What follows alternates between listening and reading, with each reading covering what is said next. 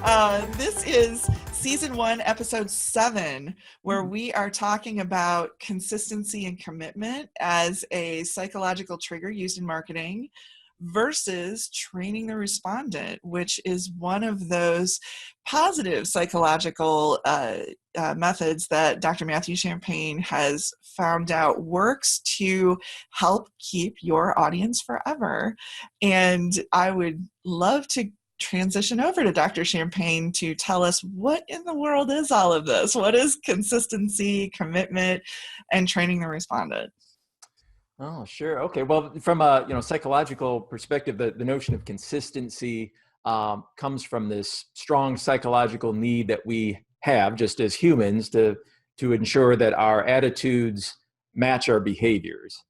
And if our behavior is inconsistent with our attitudes, then something has to change. Either we have to change our attitudes or we have to change our behavior. So this is an age-old just thing built into us.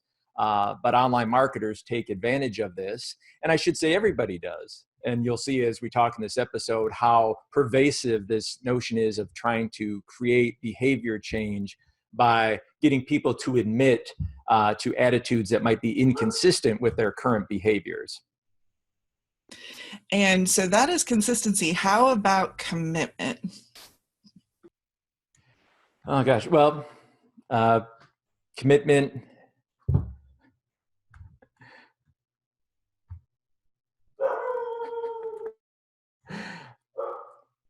We'll have to put had to sing. Sometimes you just got to sing. Okay. You have to put a mark in this thing here. There's somebody that was supposed to be coming over at 2:00, and I'm wondering if they just walked in the door, and that's why. That's okay. That's okay. Do you want to check? You can. It's no big deal. But also with commitment, I don't really have a good answer for that. I don't know if Anita wanted to cover that. Oh, yeah. Well, I can cover it while you're checking on your door. Commitment, basically, when we go ahead and make the small versus big ask, kind of like a little bit of an icebreaker. In real life, and I believe Dr. Champagne used this as an example, around the time of the political elections, someone may come over and ask if they can put a very big sign in your yard, and that may be just too much of an ask, and then making a little bit, saying, well, what about maybe a bumper sticker or just a small sign or something on the door, and then saying, oh yeah, that would be okay. So basically getting people to commit to things that seem very easy for them to commit to, or is a small yes, or they don't feel is costing them anything in terms of time, risk, money, anything like that, in order to lead to the bigger ask, I believe is what commitment is, correct? And the opposite also works. So what you're describing, the foot in the door technique, the opposite works as well. We call it the door in the face technique, where you ask for a huge ask, something that's totally unreasonable. Very few people would ever say yes to it. And of course they say no. So then you say, oh, well, would you mind just doing this? That second ask was what you really wanted them to do, but you first primed them by giving them the door in the face, and then they accepted the smaller yes. I think in negotiations, people kind of break the ice with this in real life by asking people just very easy yeses. Would you like to sit down? Would you like something to drink? Can I get you a pen and paper? These seem very innocuous. However, it is. Dr. Champagne, if you'd like to talk to us a little bit about the psychology behind some of this, I would be very interested to hear it. Oh, and Anita would too, I know. I'd love to talk about the classic study if that would be helpful to see where this all came from. Absolutely. And I think that's important for folks to hear, because we see this all the time. As we go along, you'll see how pervasive this is. And this notion of foot in the door, this notion of being consistent is, centuries old. But in the 1950s, a guy named Festinger did some research on this, and he had a theory called cognitive dissonance. And many of you have heard that term. It's often misused, but it was his original theory to explain behavior and attitude change that was not explainable in the 1950s with the current theory. And his idea was just this, that people cannot hold two inconsistent behaviors an inconsistent behavior and an attitude, it becomes very uncomfortable, and people will struggle to get rid of this discomfort by either changing their attitude or changing their behavior. So the classic study he did was to have subjects come into the lab and do a task that was the most monotonous, boring, mind-numbing, simpleton task he could think of. He would sit them at a chair, and they would have some spools in front of them, like 48 pegs, and they would take wooden knobs and screw them onto the pegs, one after another, 48 times. Then they would unscrew the knobs. Then they would screw them back on. Then they would unscrew them for an hour. Of course, this was an incredibly boring, monotonous task, but that's when the manipulation occurred. The researcher would call the subject out and say, hey, we have another subject waiting out in the lobby. Usually my assistant goes out there and talks to them, but they're not here today. What we usually do is we tell the next subject how exciting and how interesting this task is, because we have a theory that if people come into this thinking it's exciting, they will perform better on the task. But can you do me a favor? Can you go out there and tell them this? And just to make it worth your time, I'm going to give you $20. Now, this is 1950s, so that's a lot of money.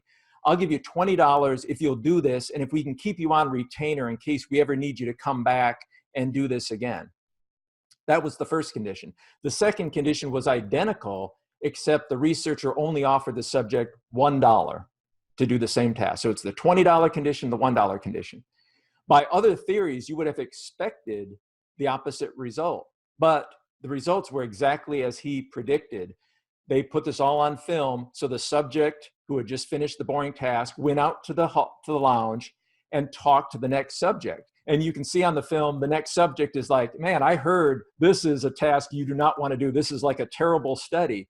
And the person who just finished would say, oh no, that it must have been a different task, because this one, it was really interesting how, I turned it into this game. I was like trying to figure out how fast I could spin that peg down. It was really, the hand-eye coordination. It was a really exciting task.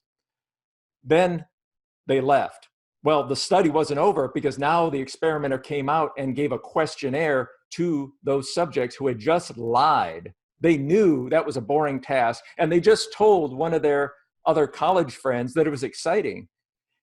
And they found exactly what they thought. The people that were paid $20 reported that the task was indeed boring, because they had no problem lying, because they were paid to lie. This was not inconsistent. They were like, yes, it was a boring task, but I was paid $20 to lie, and I did. So it was totally consistent. The people that were paid $1 did something very different. They were like, why did I just lie about this task?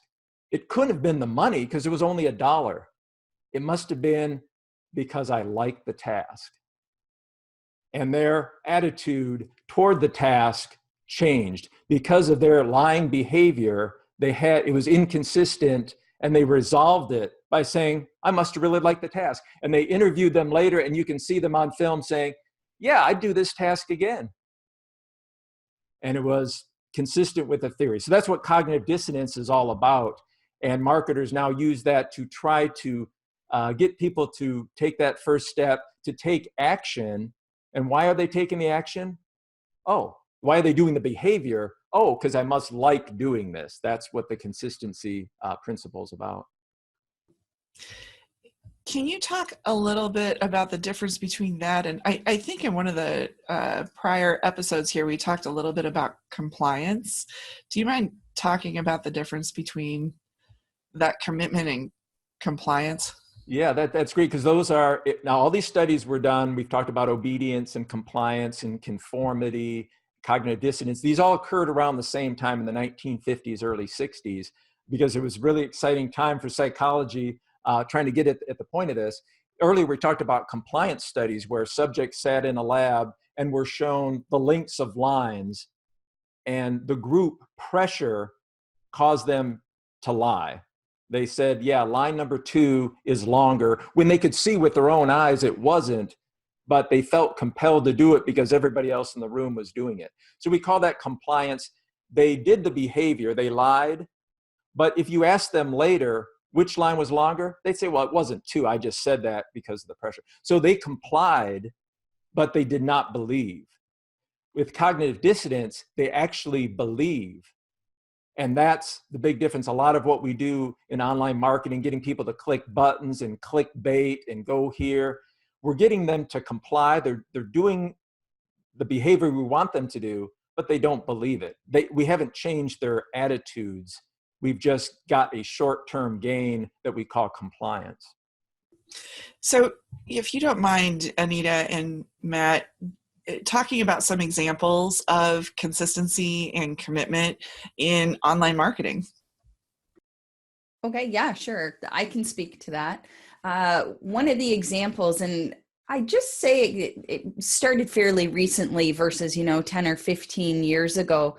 This idea of, let's say there's a blog that you want to read or a video you want to watch. So you either click on an ad or, click on your email to go there, and you're starting to read, you're starting to consume. And then all of a sudden this pop-up comes up and says, hey, want to join our email list and get more information? And there's a button that says, yes, I want to be successful in my business, or no, thanks, I'd rather just struggle alone on my own. And these are new ways that I've seen that are tapping into what Matt talked about, where, deep down, do I really think by clicking on that yes button because I am interested in gaining information from them, that I really think that I'm going to succeed in my business? Well, I already have some sort of belief in my head about the success of my business. Clicking that button's not really going to make a difference. Or do I think I'm going to fail, or I'm going it alone just because I click no in that particular instance? So, this is one example that I've seen popping up a fair bit lately. I personally do not like that tactic, and I don't believe that, like what Matt said, it's really changing behaviors, or it's really making people question their beliefs. In fact, I find it more annoying than anything else. But it's one of the sort of latest ways we've seen where digital marketers are trying to get people to take an action that they want those people to take. So that would be an example of consistency, correct? Yes. Where people are questioning their own values by which button they're pushing because they want to be consistent with the statement that's on the screen for what they do next. Mm-hmm. Okay. Got it. Yeah. And that's what they're trying to do. Now, whether it's genuine or not, I don't know, because yes, I want my business to succeed, but you know what, really, I'm not interested in what you're offering. So I do click no because I'm not interested. It has nothing to do with my belief about my business. But that's kind of I think if you land on enough of these types of websites that are using this method, maybe it does to bring a little bit of doubt in your mind about whether, well, maybe do I really want to succeed? Because I keep saying no to all of these different websites when, so I don't know. For myself, I know where I stand, but I wonder, again, if you're seeing this day after day because you're landing on those types of websites, does it start bringing doubt in? And then you feel like, you know what? Yeah, maybe I should take them up on their offer because now I'm not so sure. Dr. Champagne, do you have an example of either consistency or commitment? Yeah, that's a great example because you're thinking through in your mind now, is this compliance or is this, a true change of behavior? And I think that's something everyone should keep in mind. What are you doing when you get somebody to click or take that action? Are they just taking the action? You haven't really gained much except maybe increase your metrics some, but you haven't gained a customer. You haven't gained a fan. But this, it appears everywhere. That's why it's, wherever you buy, whatever website you go to, it occurs. In social media now, it's huge. Here in the US, just recently, all this discussion about using Facebook to manipulate. And it's rampant. In 2012 election here in the US, the Obama team did all sorts of things with Facebook. One of them, which was to show people a video of Michelle Obama, because they're like, well, everybody loves Michelle Obama. They would show this picture and people would watch. Then came the ask, would you share this with your friends? And the ones who did, that was the little ask. Would you share this with your, this is a foot in the door technique. Would you share it with your friends? Now the big ask is vote for Obama, right? That's the goal here. But by sharing that video, according to their own data, they said 78% of people who shared that video then voted for Barack Obama. So that's an example. And now there's discussion about the once that was found, hey, this works really successful, then both, parties here in the US used it in this current election. But you just have to be aware that this is a huge thing going on in Facebook, because it's a great experimental database of all these people who are there, and being able to get the small ask to then get to the big ask. Yeah, I really like what you were talking about, Matt, with compliance versus a commitment, or even being consistent. I mean, offering people, like Anita is talking about, only 2 options, and those options are very identity driven. They're, sometimes, like, I don't know, not kind.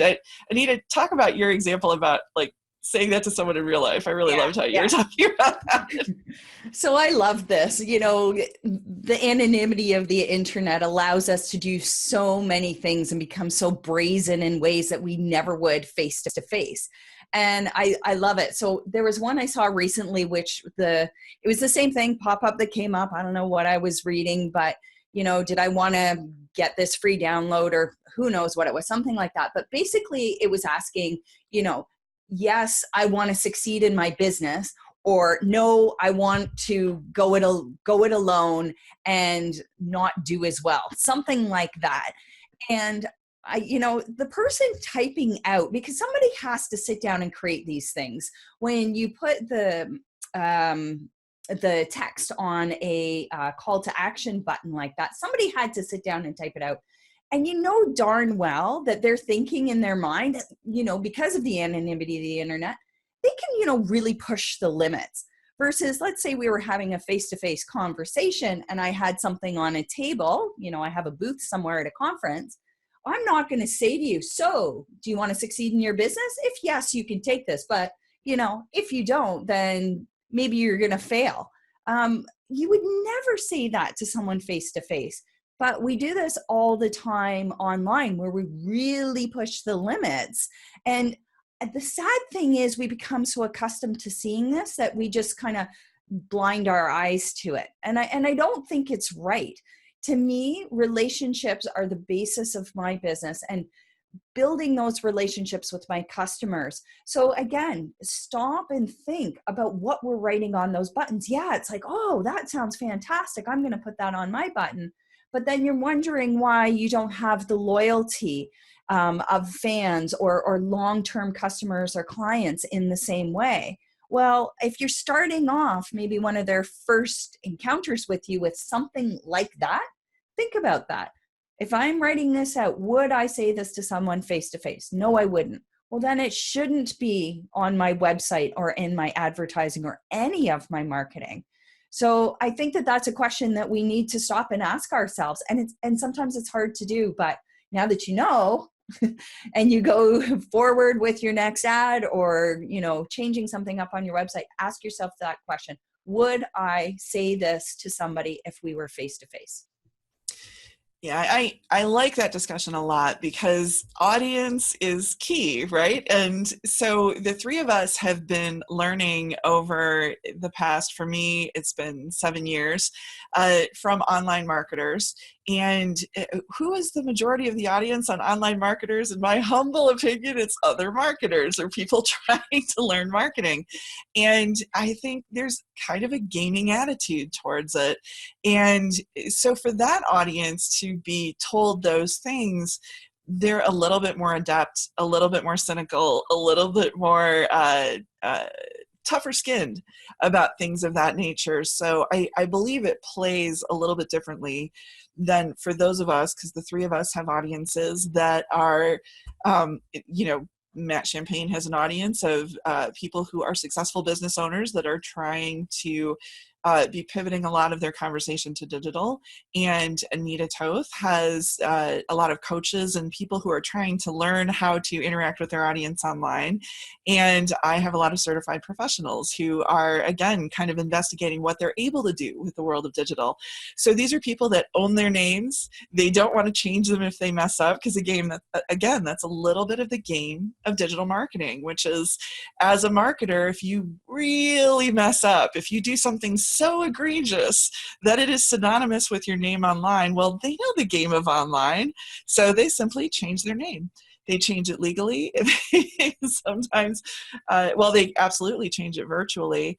And especially if there's anything like FTC filings or lawsuits, it's a very easy thing for them to do to pivot their business. Whereas for the people that are our audience, this isn't a game. This is a conversation. This isn't a game. This is our reputation, our livelihoods, and our word.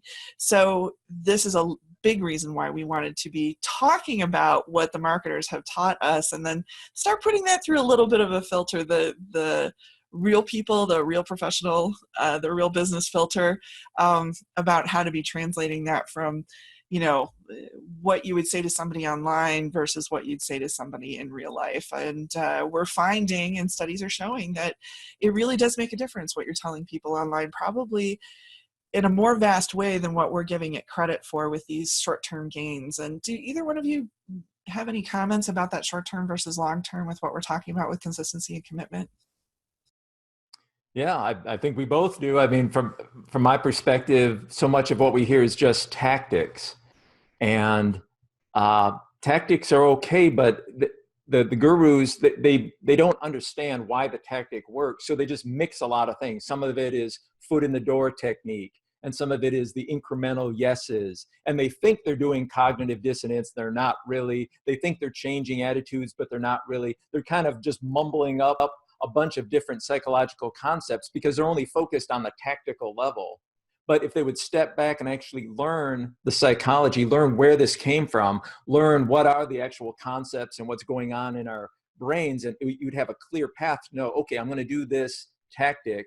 This is clearly a, foot in the door technique. I'm just trying to get people to comply with my request. And in this case, I really want to get people to change their behaviors, their buying behaviors, or I want them to change their attitudes. And so I'm going to set this up in such a way that I'm going to have some psychological discomfort with somebody.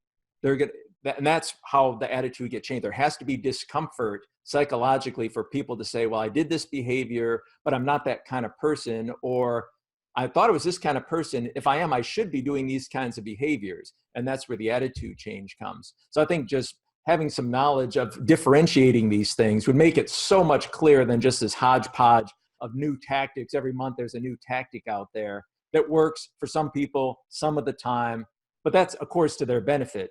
As a guru, they're not selling us things that work all the time. There's selling things that work some of the time, just enough that we'll try the tactic and then move on to the next tactic. That's my cynical side anyway. And I always like to look at historically where things come from. It's just something I'm naturally interested in doing. And bear in mind, when online selling really started to gain ground, 10, 15 years ago, they didn't know what they were doing. They, maybe read a book and learned about some of these psychological techniques, which we know some of them did. Maybe they were really good at selling, and it was just, how can we do this? And there was a gaming process. If you listen to those early online marketers who were selling, they were just trying to beat each other. And, I'm going to do this better than you, and I'm going to use this tactic. And you're right, Matt. That is what it became. It's just which tactic works the best to get us to this goal as quickly as possible. It wasn't about long-term relationships with their customers. It wasn't about any of that. And so that is where we started with online marketing and online selling. So now we've got, the benefit of a decade plus, and we can look back and go, okay, well, that was back then when it was the Wild West and kind of anything went. But and I will say this, not only are we having more companies and businesses come online, I think the biggest thing around it is that we have a level playing field now, and the barrier to entry is very low. And we have a lot of women coming on and men who are interested in building relationships, not in how can I get to $10 million as fast as possible, which was kind of what was happening in the beginning. And so this is why this podcast is here, is to say there's a whole slew of us for whom relationships with our customers and clients really matter deeply, not just to what we do for our businesses, but just as people. It's one of my main values. So I want to ensure that whatever I'm using supports the continued growth of those relationships versus these quick, fast tactics to make, big bucks, in an instant. And I'm really glad we're talking about this. I'd like to bring up the slippery slope a little bit of consistency and commitment. As we had laid out these podcasts, and we do a lot of pre-conversation before the show or the podcast, for those of you who are listening to this in podcast format, what we came to find was something very disturbing. One of the books from one of the people that we've learned from, even in a positive way, we really have an understanding that there's a component of mind control to some of it that I'd really like Dr. Champagne to talk about the studies with that, and Anita to talk about how we found this out, leaving the book and the person we learned from blank, only because we do feel this isn't a show to denigrate anybody, and we don't even really feel this technique was ever introduced poorly, like with poor intent or with bad intent. But giving a little bit of background, there are webinars. So for those of you who are not familiar with webinars, it's a little bit like an online class that people can sign up for as an online video. Sometimes they're live, sometimes they're recorded. Sometimes people can actually put comments on the side. Sometimes they can even call in. But basically it's presented anywhere between a half an hour to 2 hours to present a little bit of teaching on a topic. But the gist of most of it is that it's a giant sales letter. It's a giant sales letter for an ask. So the whole process is a sales process, and this is such an effective process for sales in general that we even have formulas for this in marketing.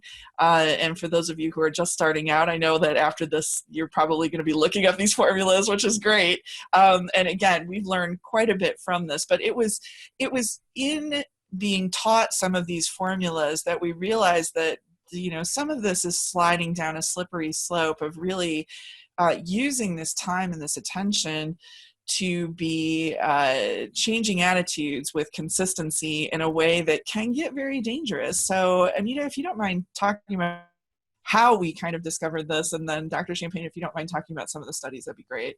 Yeah. So again, like I don't want to say that those early marketers, all they did is just teach us really bad tactics and stuff. Like, it was the Wild West. Nobody really knew how this online world was going to work. So I just wanted to say that, first of all, there's still some really great stuff that came out of what they did in the early days. With the webinars, though, it's been fascinating to see. So as a digital marketer, we're getting to the point now where webinars, like, that you're going to be sold to at the end. It's just what it comes down to now.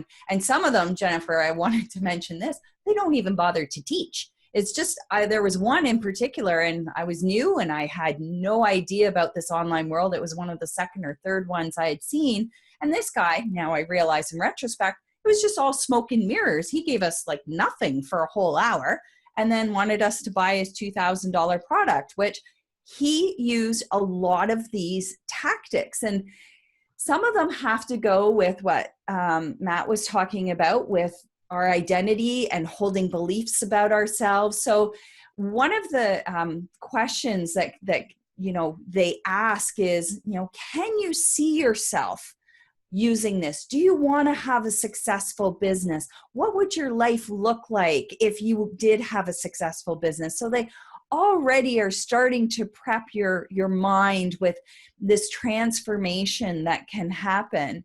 And then it becomes a series of little yeses all the way through. Can you picture that? Yes, I can. And then, they go on to put you in a little psychological pain there, maybe talking about some of the challenges you're really having. And, you can physically feel some of them with, I am a little scared about that, or I am upset about that because this is a big struggle for me.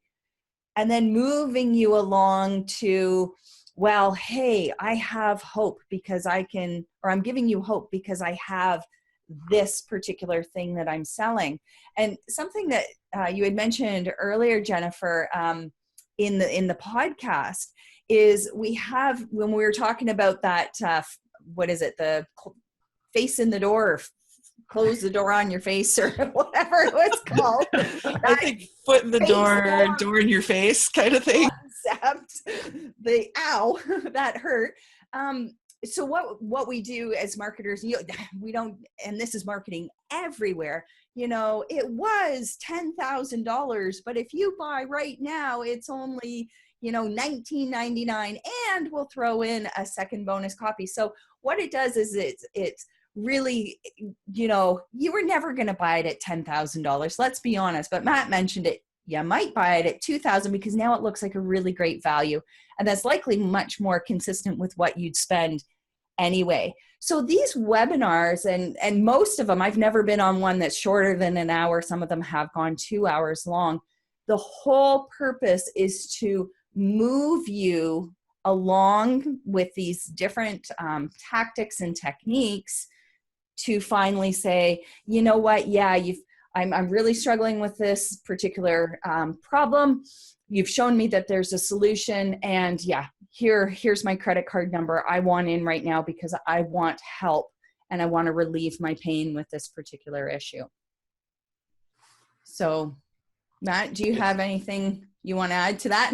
Well, it's powerful stuff. Yeah. I wasn't going to bring up this study, but now that you said that, I just have to say it, that there was another study, a guy named Schachter, who was a student of Festinger, who I just mentioned. And this is true for a lot, think about this in live events. That's what Anita's example, got me thinking about the excitement that goes on. I've been to these online things where, they're on stage and talking about the product, and then people rush to pay and they're getting their credit cards out.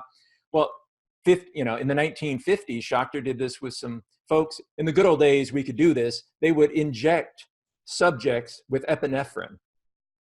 And Dr. Brenton, can tell us all about the effects of that, which is increases your heart rate, flushed face. It's essentially fight or flight kind of stuff.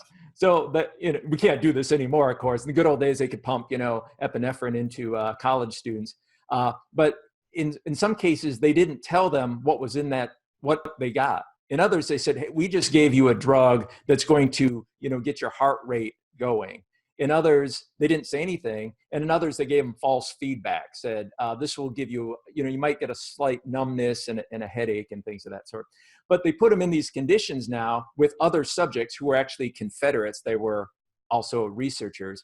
And in one condition, the other subject, who was a stooge, would act crazy, would so euphoric, they call it the euphoric condition. Instead of paying attention to the task, they would crumple up wads of paper and shoot baskets and make paper airplanes and throw them. And they were just all excited and stuff. They then debriefed the subject who was given the drug and said, how do you feel? And when they felt excitement, their heart is racing, but they were in the condition they weren't told what they were given. So they look around to the environment to try to determine, why do I feel this way? And they saw this subject acting euphoric, and they then said to themselves, well, I'm euphoric.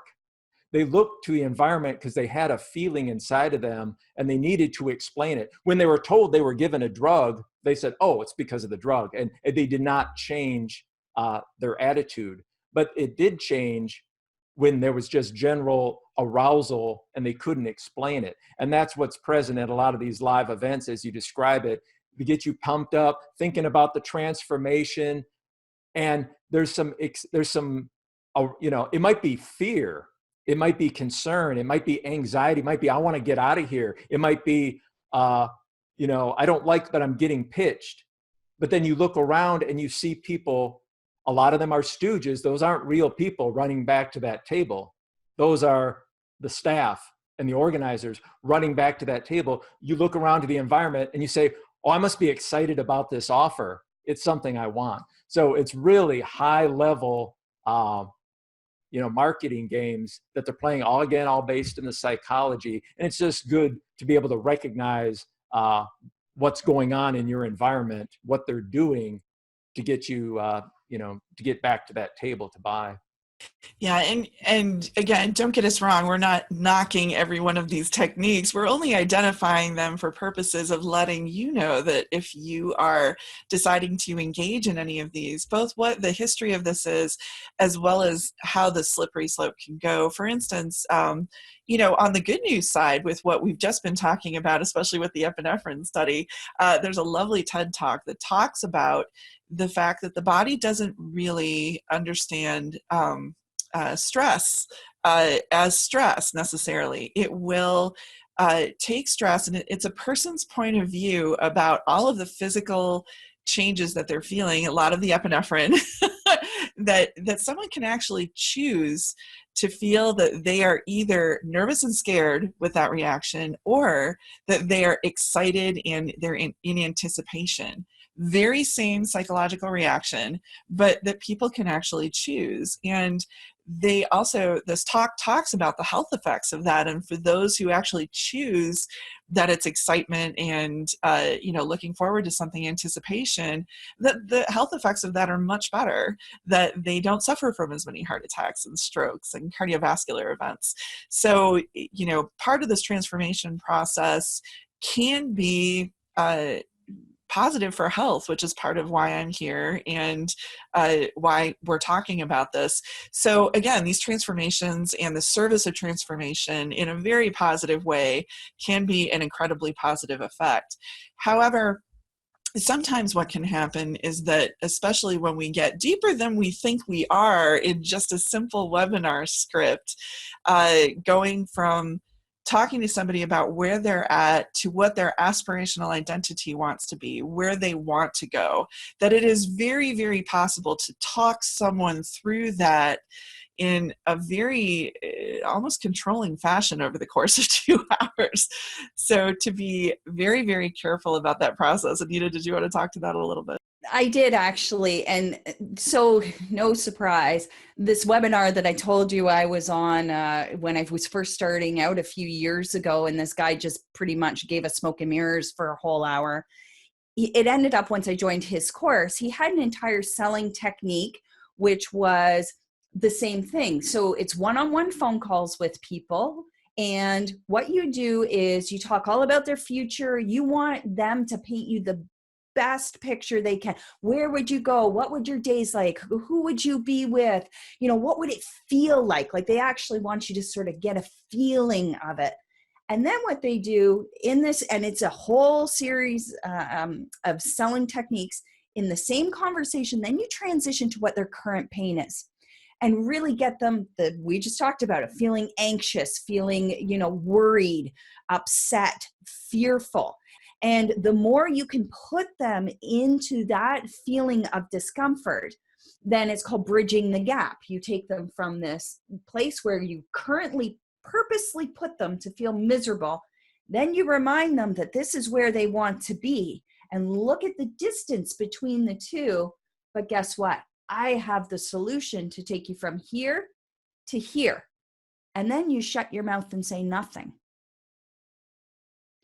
And the whole point of that is to make the person so uncomfortable, because you've now put them with all these negative feelings and shown them, I've got this, carrot up here. By just shutting up and being silent, the hope is that they will say, well, can you help me? Boom, sale made. And when I found that out, I was so disgusted. But and he's actually made he's made a name for himself. I wouldn't exactly call it a great reputation that goes with it, but he has pulled in big bucks, and people Some of them love this technique. It personally sickened me. Even just as we talk about it now, I feel a little ill to my stomach that this is being taught as a way to make sales, is to purposely put people into pain and then dangle that in front of them. Do you want this bad enough? Do you want this life bad enough that you just painted? Well, I'm the one who can help you to get there. So these things are around us. And again, it's always, we have to start with ourselves with marketing. What type of relationship do I want with my customers and clients? What kind of reputation do I want online? How do I want people to view the services I provide and, you know, my brand as a whole?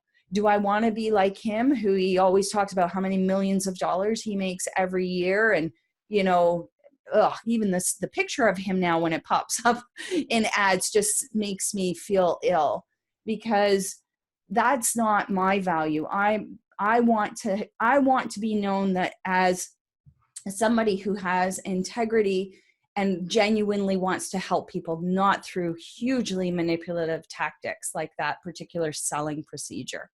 So I think we need to do that. Stop, have a look. You know, I talked about it earlier. Just, you know, ask yourself, would I say this to a person face to face? If that sales conversation was happening and we were face to face and not over the phone, would I act the same way? And what type of customer or client do I want down the road? Long term, do I want them to be with me? Do I want them to be loyal? Not because I've kind of manipulated them into it and like we talked about, the rah kind of loyal, but really genuinely loyal because we have developed a relationship. Those are things you have to ask yourself and seriously, and write them down to get some clarity around them, and then build all your marketing out from there. Yeah, I love this idea because the psychology works. So there's nothing to take pride in or beat your chest about when it works, because it's going to work. It's psychology, and people do these things and they'll follow this behavior. If you don't believe me, next time you're at at church, next time you're at some meeting, just start, when somebody says something, just start clapping. What's going to happen? Everybody in that room is going to start clapping because they heard somebody clap. I've actually done this, just for funsies, because I'm a psychologist. But I don't say, look at me, look what I have magic. No, it will work every time. So all these tactics will work. The question is, to what extent? Anita's talking about this fellow who did this, and she has disgust for him. So is that worth it? Is it worth it, the short-term gain to have long-term disgust, to have you being talked about on a show like this? You have to think about your legacy here. You want to be known as a person who sold a lot of stuff, yet is being talked about by everybody else behind their back.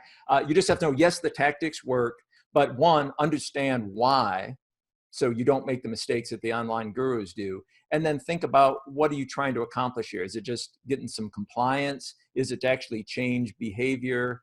And it's a decision that has to be made before you employ these tactics.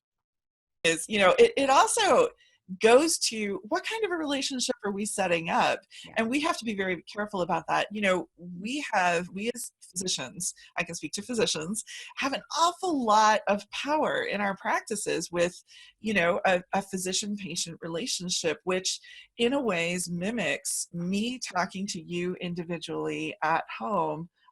Talking to an audience member individually at home, or even talking to you here, the three of us, it's a very personal, private experience. And what kind of a relationship are we setting up? When we use some of these techniques with consistency and commitment, it is possible to be setting up almost a codependent relationship. And, that comes with its own, beyond being what I never really want to set up with an audience personally. Can it be a very lucrative relationship? Absolutely. Is a cult-like status very lucrative? Sure it is. But it does come with its own sets of problems. And I don't believe that the people that are in my own personal audience are looking to go there. They're not really looking to set up cult-like relationships or codependent relationships with their audiences. They're simply looking to be servant leaders and to be taking all of the things that they've learned and all of their experience and leveraging that to get to even more people than what they're able to do in real life, in brick and mortar situations and in one-on-one. So it is easy to do. All three of us have seen this happen. We've seen it happen online through webinars. We've seen it happen through podcasts. We've seen it happen in person. So again, this is why we wanted to have this discussion. And, Dr. Champagne, do you mind talking a little bit about, through your survey technique, this concept of forming a relationship through survey in this concept of training the respondent? Do you mind going through that a little bit?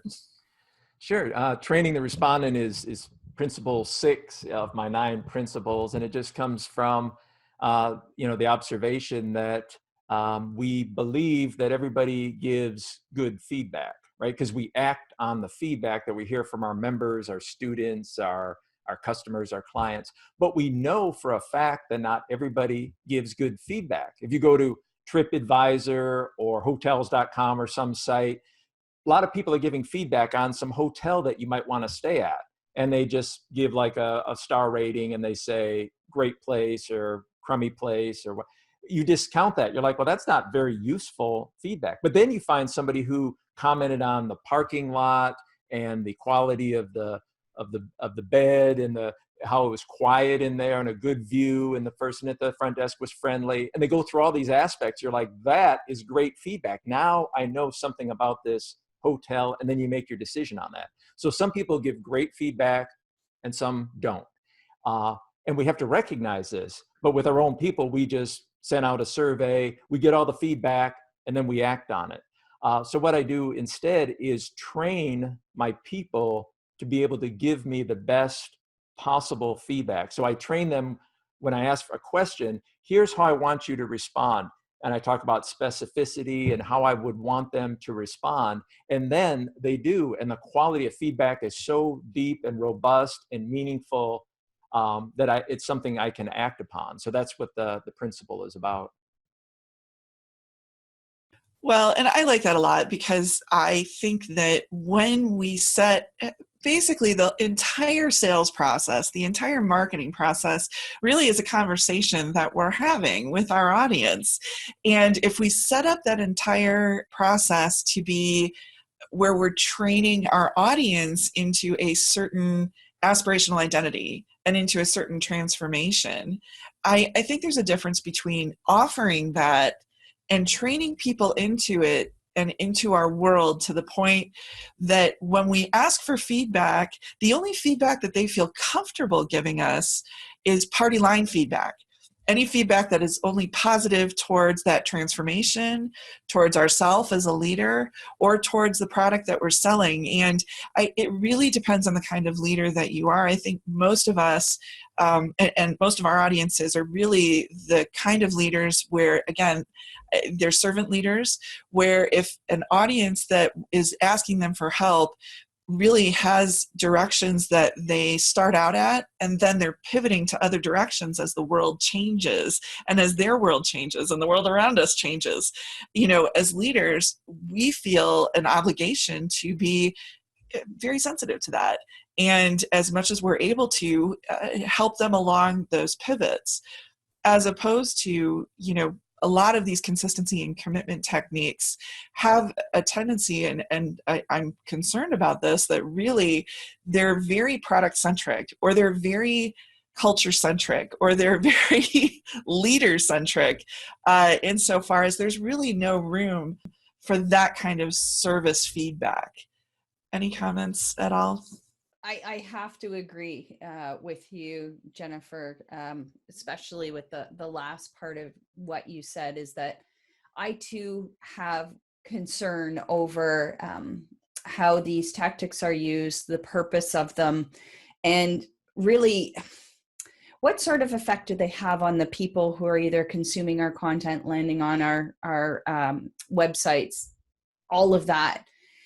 And it's tough. Like, there's no doubt it's tough. We're we see all these big names. We see they sell courses. Hey, they've had success online. We want to have success online. Well, it appears that this is the only way to do it.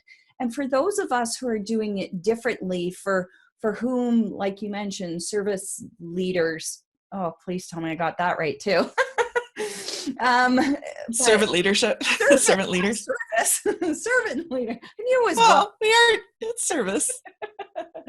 But like for those of us, and for me, I just simply say, the relationship is the key thing. That is what I want to focus on building. The money, the success, whatever it comes secondary to that. That is not my primary goal. And I think that that's the big shift that we've seen. These online marketers, these gurus, it was all about making the money fast, selling the product. It didn't matter about the relationship. Now, though, it's tough to find people for whom that relationship's the most important. What are the processes and methods that they use to attract people to them? So I just wanted to actually close the loop with this, because I had mentioned about this webinar and these sales conversations that are highly manipulative. Now, I haven't done this yet, but when I heard the idea, it really appealed to me. And I wish I knew this marketer's name. I don't know. I didn't go through her process, but somebody told me about her. And what she does is she sets up a webinar, and for a product, she tells people, hey, at the beginning, hey, I have this product. This is what I'm going to teach you throughout the webinar. And at the end, if you'd like to buy it, you're free to purchase it. And if not, I hope you took something from the training. That's it. She just leaves it there. There's none of this, bonus stacking. There's none of this really putting people into some sort of emotional pain to offer them transformation. There's none of those other tactics that, yes, they work, but they're not in her webinar because they don't work for her audience, and nor does she want to use them, bigger than that, in her relationship with her customers. So, and I think that's great. And taking it one step further, and this is my plan, I'm just in the process of constructing some of these things myself. Webinar, my new website's coming up. Asking people then, hey, if you're not interested in buying right now, would you be interested in having further discussions about where you are in your business and seeing how I might be able to help you maybe with another product I have, or a blog article or something like that. So the conversation continues, because one of the main things we've been taught with online marketing is you have one call to action, just one. And when there's more than one call to action, people get confused and all of this stuff. So that's it, one call to action. But I like this concept of one call to action. Yes, you can buy now. But the second being, if it's that no thanks, I feel like going alone and failing my business. No, it's not that. The alternative is maybe I'm not quite ready because I don't have enough information, or maybe I'm not quite ready because I haven't assessed whether this product can really help me right now. Like, we don't know why people are not choosing to buy in that instance. So let's continue the conversation.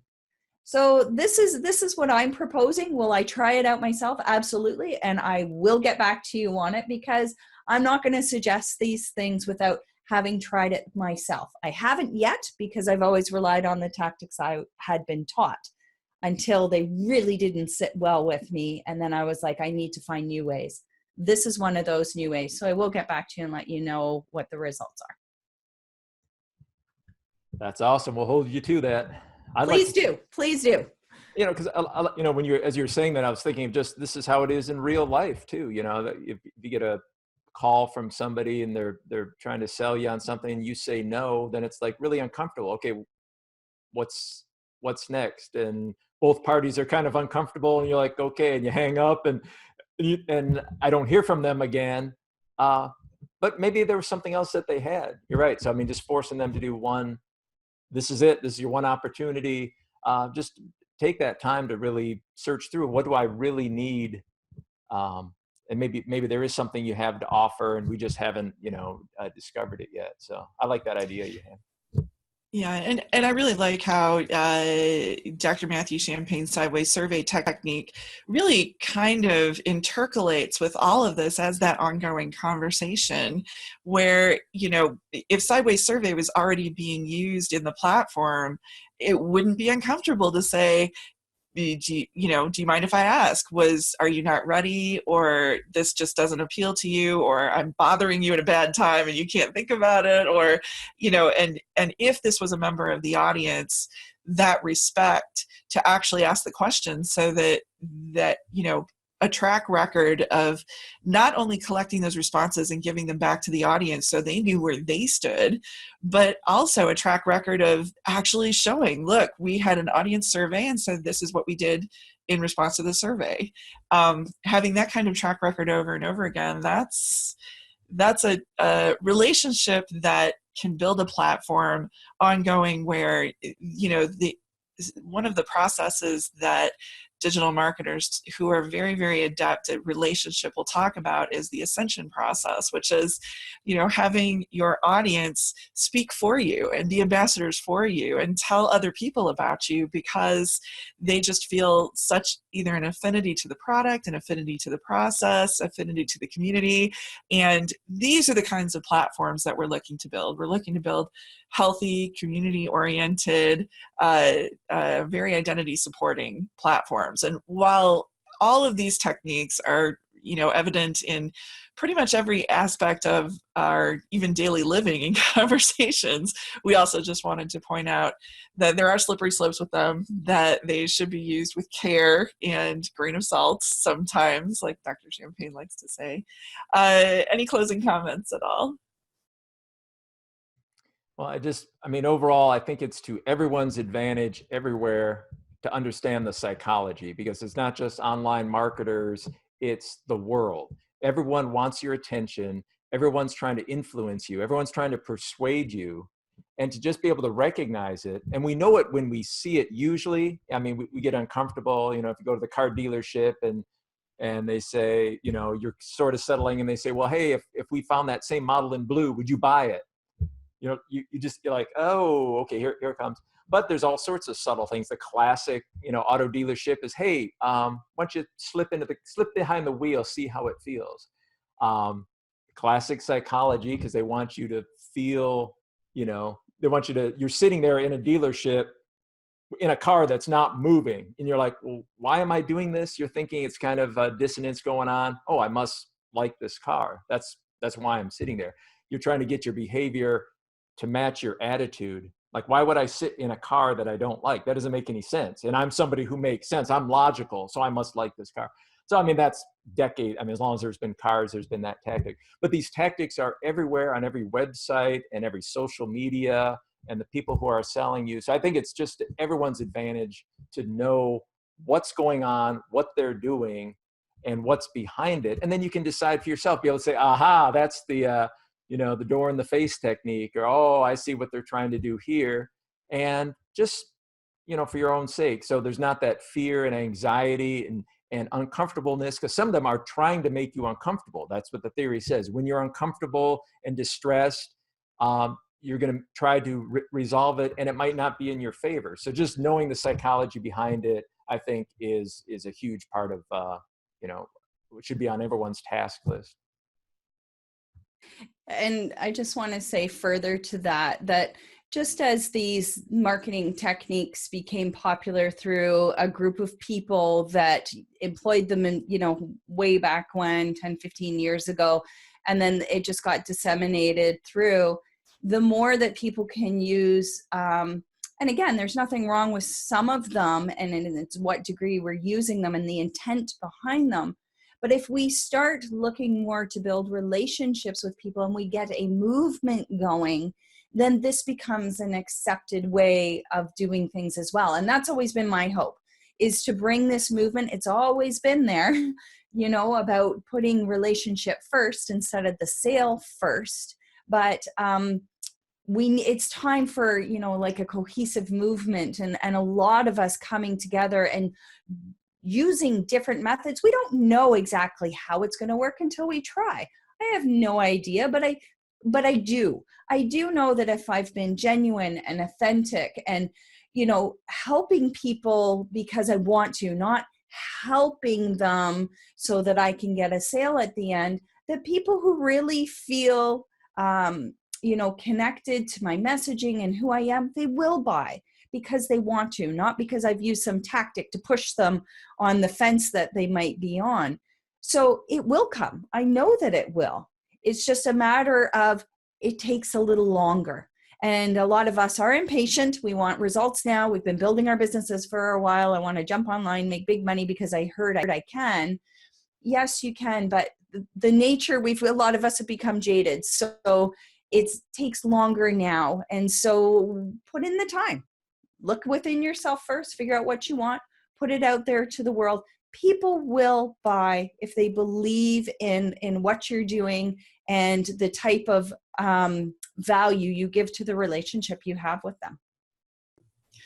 Thank you so much. And from Anita Toth and Dr. Matthew Champagne, we absolutely are very grateful that you joined us for this entire episode of Season 1, Episode 7 of the Media Marketing Show, talking about consistency and commitment versus training the respondent. Have a wonderful time for the rest of your day and see you next time. Bye.